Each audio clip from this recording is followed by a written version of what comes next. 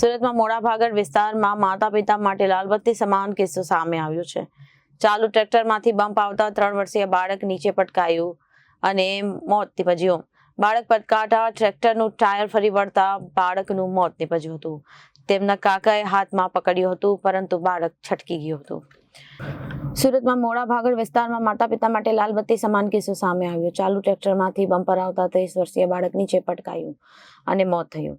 બાળક પટકાતા ટ્રેક્ટરનું ટાયર ફરી વળતા મોત નીપજ્યું। બાળક અને તેમના કાકાએ હાથમાં પકડ્યું અને બૂમ પાડી। બમ્પ આવતા બેલેન્સ ગયું અને બાળક સીધું નીચે પટકાયું। બાળક અને સારવાર અર્થે સિવિલ હોસ્પિટલ ખસેડવામાં આવ્યો, જ્યાં ડોક્ટરે તેને મૃત જાહેર કર્યો।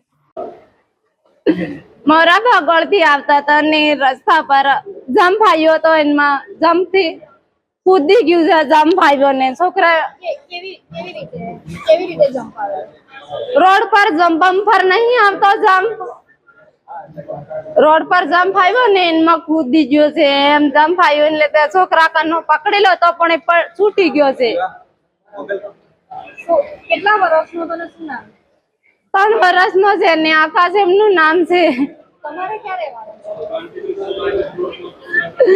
અમે જગત નાકા નેરી પર રીજે છે ખુલ્લામાં બેન। આ જ્યાં થયું છે ત્યાં શું કરતા હતા? રોડ ઉપર જ થયું છે બેન। જમ્ફર આવ્યો છે એમ રોડ ઉપર, એમાં કૂદી ગયો છે। પકડેલો તો તે છૂટી ગયું મારી બેન। Reporter Arvind Rathod, Janadesh news, Surat.